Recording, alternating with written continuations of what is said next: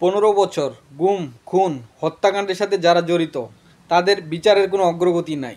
গণ অভ্যুত্থানে যারা নিহত হয়েছে তাদের পরিবারকে পুনর্বাসনে তেমন কোনো অগ্রগতি নেই।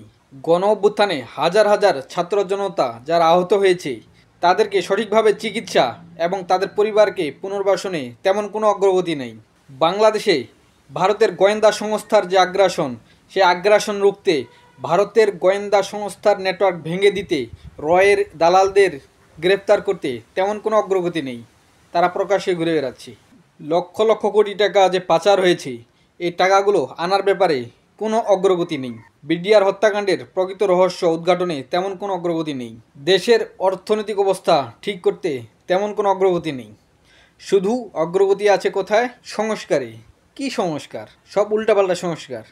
সমকামিতা, ট্রান্সজেন্ডার, পতিতাদের শ্রমিক হিসেবে স্বীকৃতি, ধর্মীয় আইন বাতিল, নারীবাদীদের স্বাধীনতা, এইসব সংস্কারে অগ্রগতি আছে। দেশের অর্থনৈতিক উন্নয়নে কোনো অগ্রগতি নেই।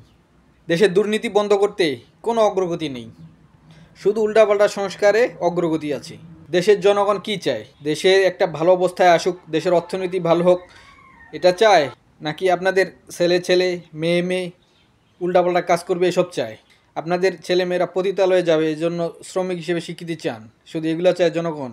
উল্টাপাল্টা যেসব কাজ আছে এগুলা বাদ দেন। দেশের উন্নয়নের জন্য যা যা প্রয়োজন সেসব করেন। দেশের মানুষ যেন ভালো থাকে সেসব কাজ করেন।